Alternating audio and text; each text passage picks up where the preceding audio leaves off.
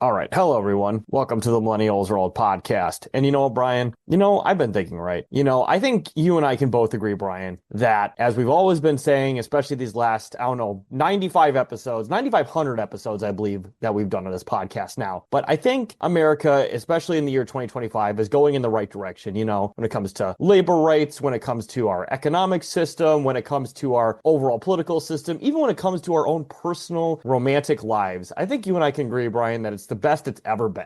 Well, I don't think it's just you and I that would agree with that, Taylor. I think by and large, any of our listeners, any of our neighbors, if you were to ask them, our coworkers, pretty much everyone I know would agree. They wake up in the morning, they feel good. They look at the news, they are feeling good. We are all on a fast track to the future, and boy, you know how the Timbuk 3 song goes.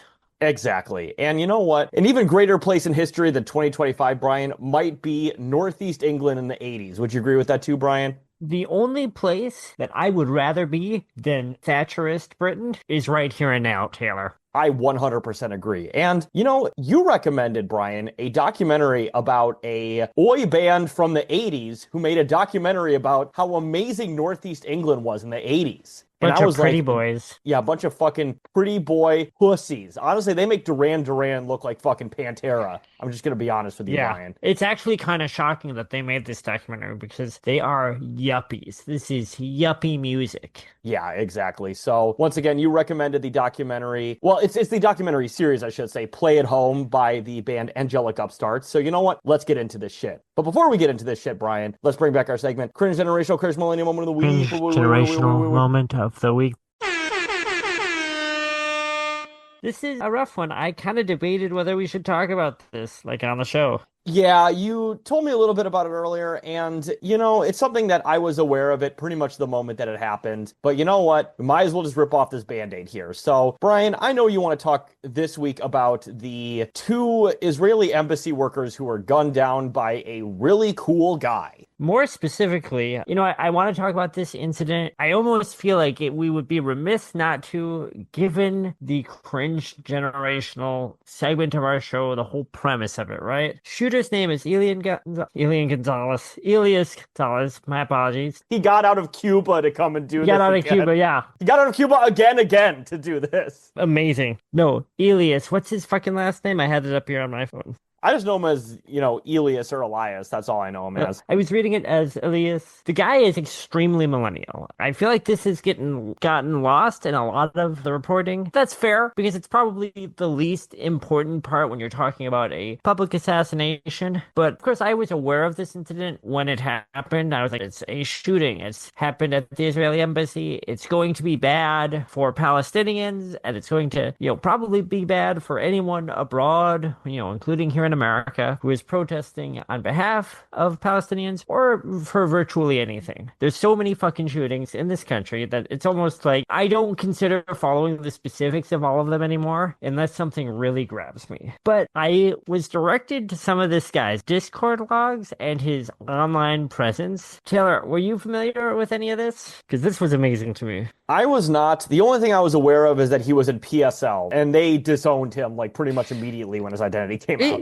And he had disowned them. He was actually, I think, involved with PSL. I mean, in like the mid or late 2010s. So in terms of like people like him, it was a pretty long time ago. And he had also said various times in his Discord, community said PSL sucked ass. He regretted ever being, involved with them. But early on, of course, his Discord service came out. I want to talk a little bit about that. People found his Twitter accounts. He had a couple. He had an old Twitter account called Habo88. Now, the first thing people jumped onto naturally was the 88. Some people were saying, well, this looks like it's Nazi dog whistle. This is not really a leftist. This is a false flag. Would be nice, right? It would be nice if that were the case.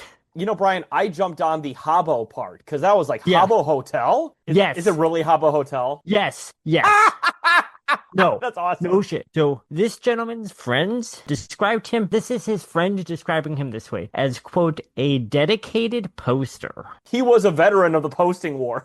My God, for real. And so the Habbo thing comes out. People are like, oh, okay, so Habbo Hotel. And then people are going, this is like, it's initially a something awful thing, and then it's a 4chan thing. His friends described him as being, throughout the 2000s and 2010s, quote, very into something awful. Looks like his posting style was very influenced by the seminal FYD forum. We will probably do an episode where we talk at length about internet communities, and I can talk a lot about something awful. Something Awful is the proto troll meme fucking antisocial degenerate site. It's famous for its discussion board. People are really nasty there. People are also really funny. Big emphasis on like debate and critical and creative discussion and all that implies on the internet, right? This guy was very into something awful style, like shit posting, just kind of detached, ironic nastiness. Described himself as a Maoist third worldist, which is pretty concerning because, and of course, being affiliated with PSL, the current administration's looking for an excuse to like target those people already, right? But I guess the poster thing really sticks with me because this is a guy who seems like he's 31, I believe, right? Was he 31 or 33? So perfectly has distilled all of these strands of internet that I think, Taylor, you and I have both grown up within and kind of watched inculcate. And it's really like, it is an essentially millennial shooting. He's this angry, bitter guy who, when you read his politics on paper, Taylor, I gotta say are not too dissimilar, I think, from a lot of people our age and a lot of people our age on the left. Very like socialist leaning. Well, I mean, he was a self-described Maoist. Sympathies, kind of like rejected a lot of Western narratives about socialist countries. But you look at his Discord and he's a real asshole. He talks about how he loves to watch footage of, and like, I don't like, fuck the IDF. He likes to make edgy posts about how he loves watching like kind of live leak style footage of like IDF soldiers being like brutally murdered, which is like not helping the cause, right? As an American, you doing that from your privileged home is kind of just like psycho behavior, right? You're not engaging in any sort of deliberatory thing. You're going, oh, it's so funny to watch this, which as someone not directly affected by it is, I would argue, pretty weird. He also had a friend in his Discord server who would talk about having a disabled relative. Ilias would always say, I don't see why you have to talk about this all the time. Can't you just send this person to an institution? I believe one of their quotes was, well, why can't you just keep him in a locked room and slide food under the door? Whenever this friend of his would vent about their disabled sibling. Pretty socialist, I would say.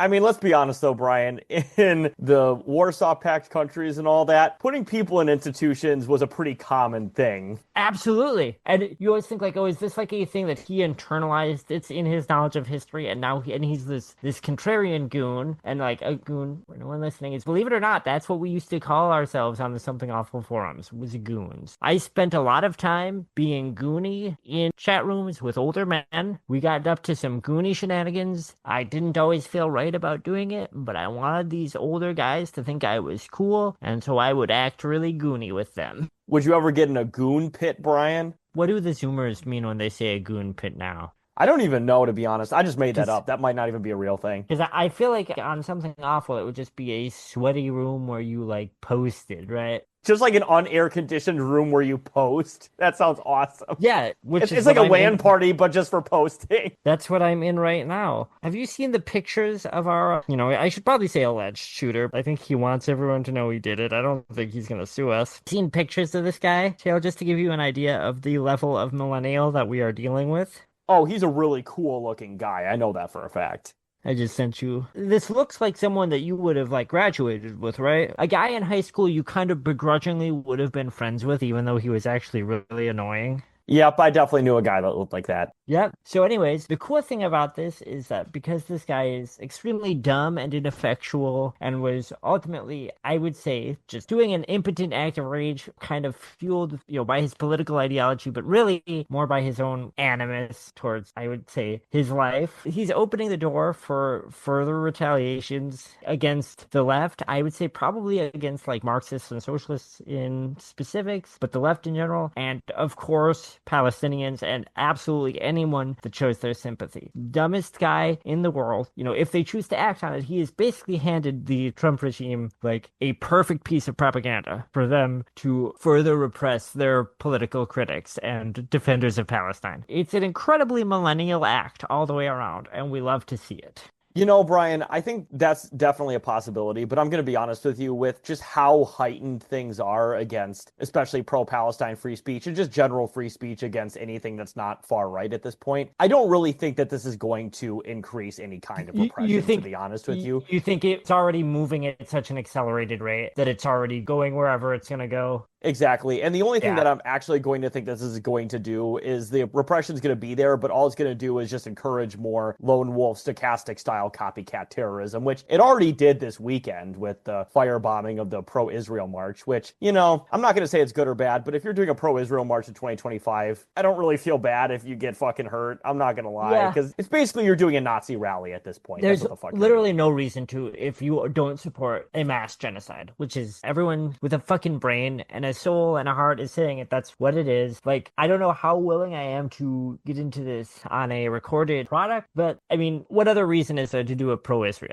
march in the current moment than to say, I like what's happening to kids over there. I like that, there's these mass, empty, bombed out homes of people that IDF soldiers are going in and raiding their fucking underwear drawers and doing TikToks in their houses. What other reason could you possibly have for that? No, fucking exactly. But you know what, Brian? Speaking of something that's maybe a little bit more positive, instead of a cucked march that turned into violence, how about we discuss a documentary about a cool march that actually led to something positive, which is ultimately the subject of this documentary by this band, Angelic Upstarts. So, just real quick, I do want to get into a couple quick details now. You did choose this, Brian. I'm totally fine that you chose this, but there was like very little research I had to do about this because it essentially was a forgotten Channel 4 documentary about a Oi band. So, needless to say, there wasn't really much to go on when it came to finding out details of this. I'm not gonna lie, dude. I mean, it's part of the Play at Home series, which again, as you said, was on Channel 4. Just a series of 45-minute long, well, hour long with commercials, documentaries made entirely by bands showing off their hometown in some way or another.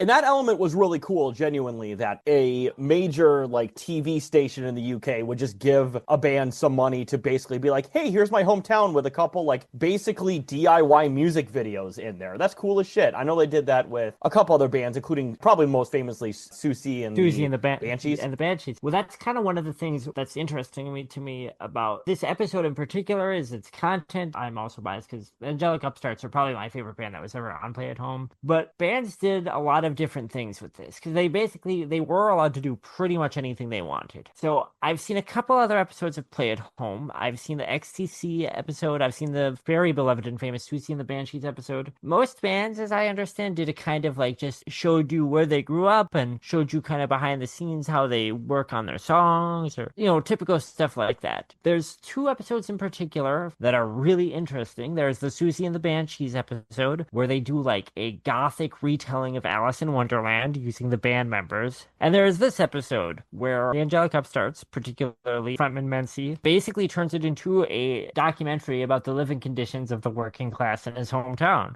Yeah, and no, honestly, that shit's really fucking cool because there was some stuff in there that I had no idea about, like British history in regards. Because the only British history I really know about is the history of like their awful food, to be honest with you. So it was really cool seeing the actual history, like working class history of that country. Oh, I bet the And guys in this documentary eat some slop. the only restaurant I remember them showing was a curry restaurant, which a curry restaurant in Northeast England in the 40s must have been not very good. I'm not going to lie. I'm going to be honest. Yeah, That must have been pretty rough. bad. But either way, I have a couple quick details. So this was released in 1984. It once again features the band Angelic Upstarts. It's 46 minutes long. It was, of course, once again part of the Channel 4 Play at Home series. And you talk about Mency, who I believe passed away quite a few years ago at this point, right? Complications due to COVID. Yeah, very sad. Oh, jeez. Rest in peace. And then just a few quick details of the synopsis here. So, yeah, once again, it's basically just a documentary of their hometown, which I believe was South Tyne in the northeast of England, particularly around the areas of Jarrow, which they talk about quite a bit, which I did not know, but apparently there is a tradition in Jarrow. It was called the Jarrow March, which was a pretty pivotal moment of around Great Depression era, like labor organizing, where around 200 men in the town of Jarrow marched all the way to London, which is literally from the very very like northern part of England, pretty much all the way down to London, which is like at the tail end of the fucking British Isle. So it's kind of wild to me that they were able to do that back then and just they marched through. And of course, English weather is infamously terrible. It's very rainy and muggy and fucking shit. So I'm surprised they didn't get fucking pneumonia on the way. And that's an incident that you will see sort of like British leftists, British anarchists, and socialists about Menzies' age, let's say, kind of like the younger boomers will talk about a lot. It seems to be a part of their kind of foundational like mythos for who they are. It's a story that they were told probably by their parents. Gets referred to a lot in Angelic Upstart songs, in songs by Billy Bragg, even in songs by anarchist bands like Conflict, whose singer recent like today I believe passed away actually. So makes sense that Menzies would take a lot of pride in being from that area and would kind of center his own documentary around his town around that. Seems to be a very pivotal event for a lot of these guys that grew up after it. Yeah, honestly, and I can definitely understand why, because, like, once again, it was South Tyneside. That's the fucking town was. So it's in the region, or ceremonial county of Tyne and Wear, which I've been told by some people on the internet, anyways, that area of England has one of, like, the most, I guess, well-loved English accents, which I think is really interesting. And granted, I will say, though, too, especially for how, like, far away from the, basically, like, giant mega city that London is, like, it is actually a pretty comprehensible accent, because there are some accents that are close to London that are like incomprehensible to me, I'm gonna be honest. But this one, I was like, I can actually understand basically what they're saying. So I was actually pretty impressed by that, to be honest with you. I mean, there's definitely some people who have thicker accents than others, but still. It's a relief to me anytime I can watch a documentary about England where they don't have the very posh London accents. The more, I would say, the preferred version of an English accent that you see in an American Hollywood film, which is honestly a pretty awful voice, the Jude Law voice. I hate it. But these kind of very gruff working class accents, they're to me very more, I guess, approachable. I don't feel vomit coiling up in the back of my throat when I hear them. No, absolutely, yeah. And then also, obviously I mentioned a little bit of the synopsis here. So yeah, once again, it's basically them just showing their hometown. They have a couple music videos that play that are kind of like DIY ones where it's very cute, right? Because back in the day, like music videos were definitely becoming a thing, but the idea of a music video wasn't really quite solidified yet because this came out in 1984. Of course, things like Thriller came out in 1982, and those were basically becoming like full-fledged like short films and stuff like that. And those are by like big artists. Yeah, exactly. So back in the day, like a music video was basically essentially just like a clip show with music on top of it, which I guess is kind of what it is today. But it was like very rudimentary. It was very DIY. It was very low budget. It was very punk, for lack of a better word. So I think it's interesting that this documentary came out at this time, featured an Oi band, which is of course very deep in the, British punk tradition and the very like British working class tradition. And it's interesting to see that along with obviously a history lesson of a time and place that I wasn't super familiar with. Obviously, Brian, you and I both know about Thatcherist England in the 80s and how fucking awful it was for working class people. That's really about all you need to know about it. No, really. I mean, Thatcher made fucking Ronald Reagan look like a communist. Like, she was awful. Like, genuinely, like, awful. Demon. Yeah, demon. There's a reason why they celebrated her death basically everywhere outside of, like, the poshest parts of England when she died. Just absolute fucking monstrous hag. One of the other things that's interesting about this show to me for our purposes is just imagining, and of course Thatcherist England, very conservative government, very conservative era, but imagining just the media landscape where this show could exist. We talked about the idea that just a band is given carte blanche to do whatever they want and to, like for instance, Susie and the Banshees made a fantasy short film with the time they were slotted. But also, this documentary opens with Menzies just kind of standing behind dilapidated and forgotten industrial buildings and talking about the state of poverty and the amount of people on the dole in his hometown, and then saying, I can't imagine this ever changing in any substantial way unless we got a strong socialist government. He doesn't introduce who he is. He doesn't do a bit where he's like this rock and roll guy in rock and roll clothes and he's leading into like a song, like he's doing like a performance. It would be easy to watch this and not realize right away that he was a singer of of a band and just think he was a guy living in the town talking about living there. Just the media landscape where a band, Angelic Upstarts, were popular. They were on the radio. They weren't Michael Jackson, obviously, but where an artist could come in and make a political statement, an hour-long political statement, which is what this documentary is, that is this clear, this unequivocal, and it gets like aired on TV, and it's just part of a series. That's kind of unthinkable to me, because obviously there's more political content out there now, and it's probably in some ways even, you might say, more explicit, but it's all kind of cutesy, it's all scripted stuff, and it's kind of playing within certain parameters. Like when you watch something like, not necessarily shows I dislike, but like, for instance, when you watch Severance or whatever, like there's politics in that show, but it's also very clearly a scripted show, and it's playing within certain rules, and it's kind of being cute about things. This is literally a short documentary that's just made by some guy, and it's him presenting the dilapidated state of a town and saying, this is the cause of Margaret Thatcher, and more broadly, it's the cause of capitalism, the rot laid bare by it. Crazy to me that this was just on Channel 4.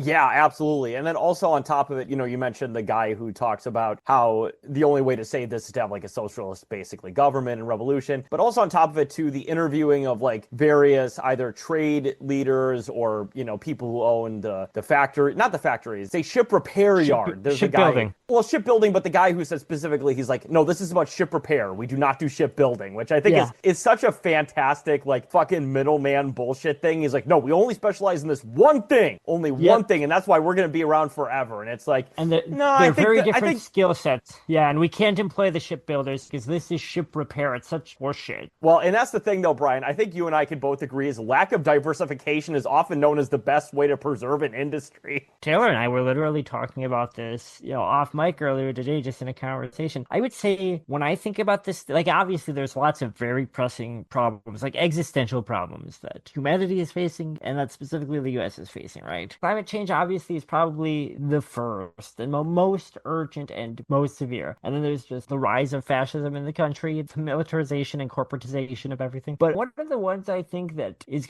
I hope it doesn't surprise people, I kind of feel like it will, even though it shouldn't, is the lack of job diversification right now. The fact that almost all of the jobs in the US are service jobs. So many of them are, right? They're service, or you're doing like middle management, kind of like pencil pusher tech, right? So those middle management kind of jobs are the first things. They are already on the way out from artificial intelligence. And it is not that long out, I think, before a good chunk of those service jobs are either AI starts to encroach on them and take job responsibilities away from those people, or to just outright replace some of the simpler ones. I think about that a lot. What do you do then when you have no other industries built in a country? The industry is broadly displaced. At least in America, I think the answer is committing stochastic terrorism. That is the answer. That is genuinely the answer. When you got nothing to lose and no job opportunities and no class consciousness, you just do stochastic terrorism. You just do something that's going to make you feel a little bit validated for a second and at least get some of your impotent rage out. Yeah.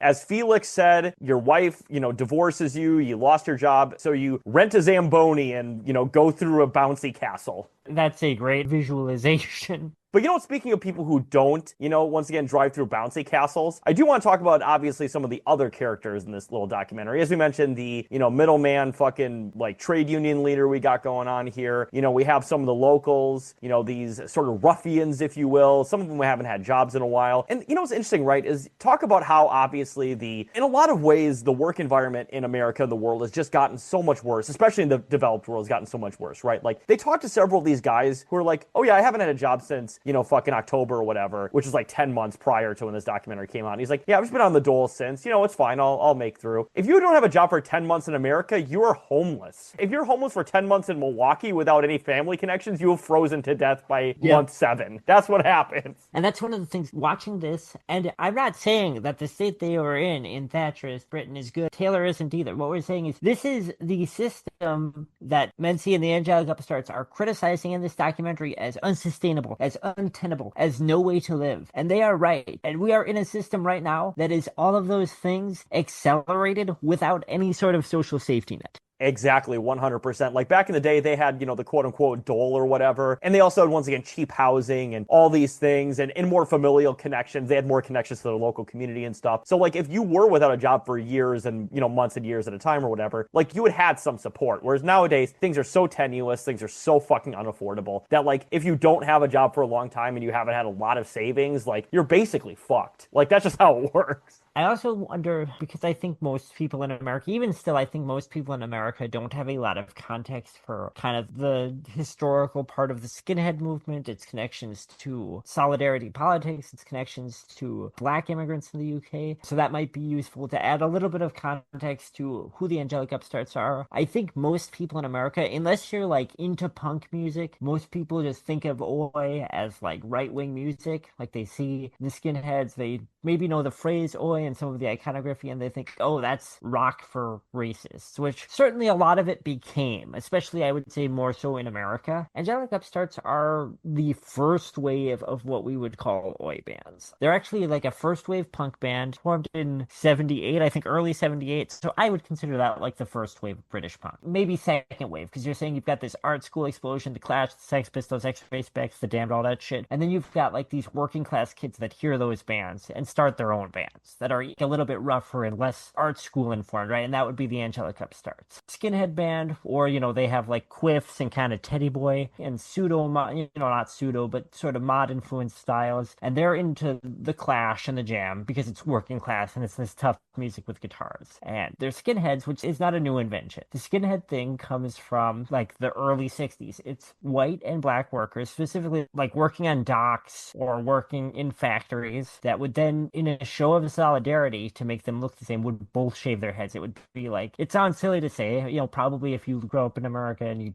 we don't have subcultures like that here. We don't have mods and teddy boys and skins. They're shaving their head because their hair grows differently. And so if they all have shaved heads, they're showing that they're all the same, right? It's them versus the boss or them versus management instead of them versus each other. That is the explicit root of skinhead fashion. As these things tend to work, because it is a very masculine iconography, because it's very populist, it's easy for it to get kind of picked up by reactionary tendencies. Like that's just the way those things work, right? Even though it inherently is about being working class, about solidarity, it's actually kind of separate from the punk thing. Even a band like the Angelic Upstarts, that first wave of what we call Oi, which is, skinheads were really into R&B and reggae music, right? Like in the 60s and most of the 70s. They weren't really into rock music. They don't really get into rock music until punk happens. And when skinheads start forming rock bands that are playing what we think of as punk rock, we call them Oi. But they don't think of themselves as punks, right? Punks have leather jackets and bright colored hair, and they're into chaos and mischief. Whereas like skinheads are into working hard and hanging out with their boys and drinking beers, and if they're cool, they're into like socialism and like labor unions and stuff, right? It's a little different from like the Sex Pistols like punk thing with the nihilist thing. And that's kind of what the Angelic Upstarts are at the forefront of, is bringing that subculture like into punk. They are probably the first Oi band along with Sham 69, and that sort of gradually evolves into, very quickly you get some pretty great but pretty right coded bands like Combat 84 or Last Resort, bands I love and who describe themselves as apolitical. The joke in punk scenes is that there's left-wing skinheads and there's apolitical skinheads, and an apolitical skinhead is just a Nazi who doesn't like to talk about it, right? Well, that's the thing, is that that's the same thing in America. When somebody says they're apolitical, they're always right wing. That's what that means. Yeah, and the thing with the skinheads is that, so you get, make a long story short, you get this right wing element, and it really coalesces around this guy Ian Stewart Donaldson of Screwdriver, who I think we've talked about on the podcast before. Real cool guy, really good driver, really good at driving a car. Well, he really screwed up driving, Brian. That's why I called the Screwdriver. Screwdriver. He died in a car accident. He's a bad guy. He is the most overt Nazi up to that point in the punk scene. Screwdrivers start as just kind of a Oi band. Actually do start as a band that wrote pretty catchy songs that were apolitical and just kind of rowdy and angry, right? Band breaks up. Ian Stewart Donaldson reforms them about a year later with a whole new lineup and makes them extremely racist. And they play the most generic, like Oi punk you've ever heard, and his songwriting is bad. And they become a national front band. And this gets picked up by the tabloids. And already the Oi scene, the skinheads have been, there's a very violent history around them. A lot of street fights between different factions of skinheads. As I said, they're either, a lot of them are Trotskyists, and then a lot of them are are like National Front guys, and they meet up at bars and they get into fights and they stab each other and they beat the shit out of each other. But with Screwdriver, it kind of hits America. It's skinheads are right-wing fascist rock and rollers, and that is a lot of Americans' introduction to skinhead fashion. And a lot of how it spreads in America when you see people that identify as skinheads is they're either into punk rock, and in which case they might be right-wing, but they also might be like into Angelic Upstarts and, the oppressed and shit like that. If they're a skinhead in America and they're like not into punk music, it almost 100% is because they're into like Nazi shit. There's like a whole type of skinhead now that who like Screwdriver is probably the only punk band they listen to, and otherwise they probably listen to like, Pantera or something. But that's like an American idea of a skinhead that's kind of separate from its history. All that is to say that this is a scene in subculture that does have a rich leftist and pretty explicitly like Marxist or at least Marxian kind of tradition to it that the Angelic Upstarts are coming out of. But it did get hard for this band by the end of the 80s when skinhead had, become synonymous with a lot of people outside of England with like Nazi in America, at least. No, absolutely. Yeah. I mean, we talk about obviously the history of punk, right? Like, obviously I'm not nearly as familiar with it as you are, but I know at least anyways that, back in the first wave of punk specifically, it wasn't a, objectively, or I guess for lack of a better word, like objectively political movement. It was very much, yeah, like a very art house thing. It was, bohemian to a certain extent, but the politics of it didn't really come in until at least the second wave. Am I wrong about that? I would say so. There's a lot of discourse around this, and if you say the wrong thing, people will think you're saying something shitty. I don't think punk is inherently political. I don't think it's inherently aggressive. I don't think it's inherently left-wing or anti-fascist. I know that it's good to keep fascists out of punk. Like, it's good that we do that. We should continue to do that. But the idea that it was forged in the fire as some progressive, queer inclusive, colorless movement that was explicitly very leftist, I would say is not true. It was response to alienation. It starts out, yeah, like you said, very bohemian in New York, hits England, becomes more rock and roll oriented, and also becomes more political. You got Sex Pistols, The Damned, and of course you get the Buzzcocks, and then the Clash. The politics are there kind of with all those bands implicitly in that, Thatcherism's about to take off. We're in the middle of, the garbage workers strike in 76. There's all this shit going on. Economic disparities boiling. But only some of those bands, specifically the Clash, get really political. And I would say after the Clash, there's a certain type of artist that sees the Clash and takes off from there. And to me, they're sort of separate from the rest of the punk scene. Like, and I would include the Angelic Upstarts in that. Like, kind of seems like they weren't inspired by the nihilism of punk. They weren't inspired by the glam fashion. They were specifically inspired by like the socialist politics and like the working class politics of the Clash. There's other artists like that. You've got artists like, again, I think I said before, Billy Bragg or Attila the Stockbroker. And their thing wasn't about being punk. Their thing was about using punk as kind of a platform to organize and to ferment revolution in the hearts of young people. At least that's how I feel. I wouldn't say the Angelic Upstarts to me don't feel like they were so much about being punk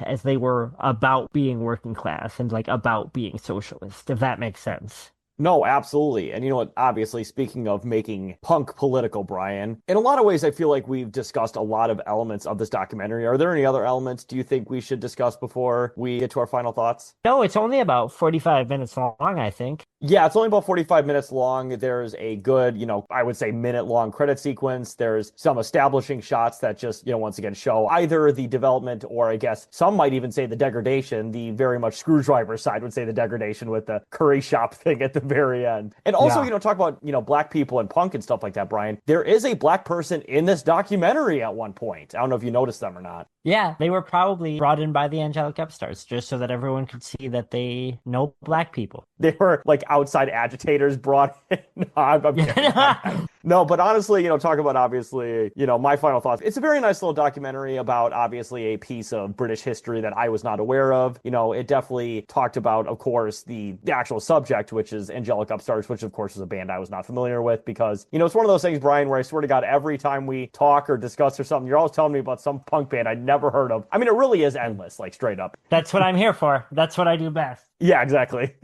But yeah, it's definitely a pretty breezy watch. It's once again just an interesting time capsule of Thatcherist England. And, it showed in a lot of ways, I think, a sense of optimism and a sense of a little bit of cynicism going on because they talk about, or not cynicism, what's the word I'm looking for? Like, they showed the negative side of that era, obviously, because it was a very negative time. But I do think it's interesting that, once again, Angelic Upstarts do have a certain amount of optimism in this documentary that I think is missing from a lot of the modern left. So that's really cool to see as well. So, and also, I'd be interested to see other elements of the Play at Home series. I know you mentioned Susie and the Bandits or Banshees episode where you said it was like Alice in Wonderland or something. Yeah, so they do like a goth fantasy retelling of like an Alice in Wonderland story. Instead of like talking about their hometown, they film like a short fantasy film in their hometown. That's so fucking cool, man. It is pretty cool. So yeah, those are my final thoughts. Do you have any final thoughts, Brian? Yeah, so to get this out of the way, big fan of the Angelic Upstarts. Say it whenever we talk about this because I am sort of a biased commentator about this type of music. Punk from like, let's say the mid 70s to like the early 80s is my favorite music in the world. Fucking gets me off like nothing else, and I've felt this way since I was probably 14 or 15 years old. This is not musically necessarily the best introduction to the Angelic Upstarts. If you like haven't heard a ton of punk, I would say like you've heard enough British punk that you kind of know what the foundation for that is. You've heard the Sex Pistols, and if you've heard the Sex Pistols and a little bit of the Clash, you kind of know what British punk sounds like. You can guess that Angelic Upstarts are like a continuation of that. And in that case, let's say you've heard the Sex Pistols and you've heard the Clash, and you kind of know about the skinhead thing, and you want kind of a social primer to it. This would not be a bad place to start because I think it shows you, there's some Angelic Upstarts songs. You would think that would be the main draw. It's really not, but it really shows you kind of where these guys are coming from, what their aesthetic is, what their worldview is. If you already know a little bit about punk and you kind of are like, well, what's the deal with this, like this skinhead thing? And particularly you're someone, like us with like leftist sympathies, this would be a good starting point. If you're someone who like doesn't know about punk rock, you don't know about like the British punk thing, I wouldn't start with this. It wouldn't make sense. Because first of all, it doesn't focus on music.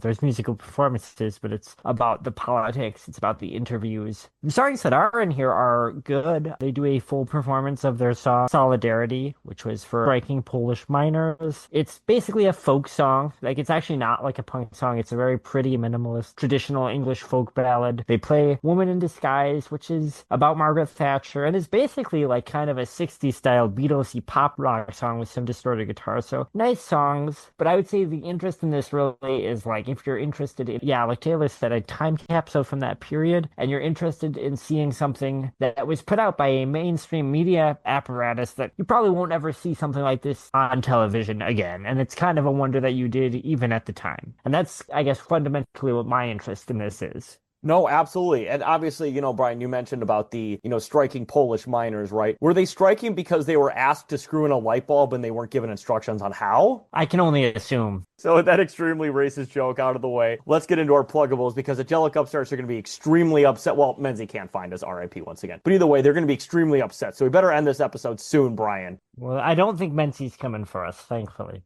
Well, I don't know, thankfully, because he seemed like a pretty cool guy in the documentary. But either way, let's get into our pluggables here. So you can follow me at Carlos Chantor on Twitter.com. And as well, please subscribe and follow us on both our YouTube and our Spotify page where we are uploading every episode simultaneously to both platforms. And as well, we always talk about, small creators doing great things. So please donate to the Lucifer and the Father campaign. Of course, our good friends Scott, Shaw, and Robert are creating a fantastic series. They're currently doing pre-production on future episodes. So the series is, getting off the ground to make future episodes. I think last time I checked, they're about a quarter of the way through their funding goal, but, obviously they need about 75% of the way to go. So please send any, moral and especially financial support to them. We love those guys. They're cool as shit. They've been great to us. So please help Scott, Shaw, and Robert's dream to become a reality. And Brian, as I always ask you, any recent updates or is it still about the same? Last I hear, talked to Scott briefly about a week and a half ago, tightening up the script, and they are finalizing their shooting dates. So we're about where we're at. Hell yeah. So that's good to hear. And, of course, we talked about obviously stochastic terrorism at the beginning, but we're going to shout out somebody who is absolutely not guilty of any kind of terrorism because he's a cool ass guy. There's just no evidence against him. So as we always talk about, especially in these last, 5-6 months or so, but please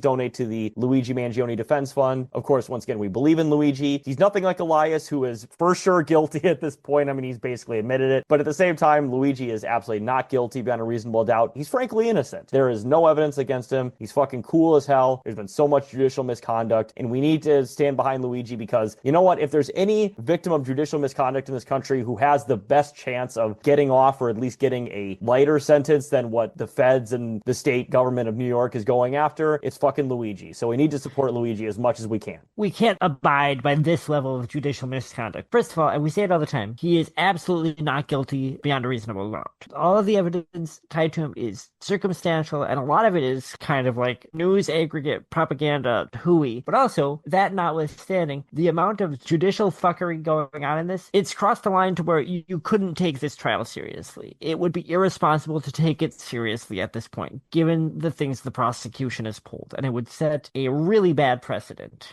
Exactly. It's kangaroo court bullshit, like straight up. And we're not even being like facetious when we say that. No, it's a fucking show trial. It's a fucking game. It is, absolutely. And, obviously we talk about, and once again, just like as we've always talked about too, if you want to, donate to both the Luigi Mangione Defense Fund and the Lucifer and the Father campaign, just send us in YouTube comments, send us an email, just show us any proof that you donated, and we will, within reason, about $25 match the donations to both those funds. Of course, Brian and I have both donated to the Luigi Mangione Defense Fund, so we both believe in it. And, talk about donating things that you believe in, Brian. Of course, a couple months ago, I think a month and a half ago, as of recording this episode, but we have also a Patreon page. So please support us because we are just as cool as Luigi and Scott, Sean, and Robert, and we deserve your money. I mean, we deserve your support, but we also deserve your money. So please donate to our Patreon. And, we've been plugging recently the most, I would say, reasonable tier of our Patreon, which is you get every episode 48 hours early, because I always say the first 48 hours are the most important. I think you and I can both agree with that, Brian.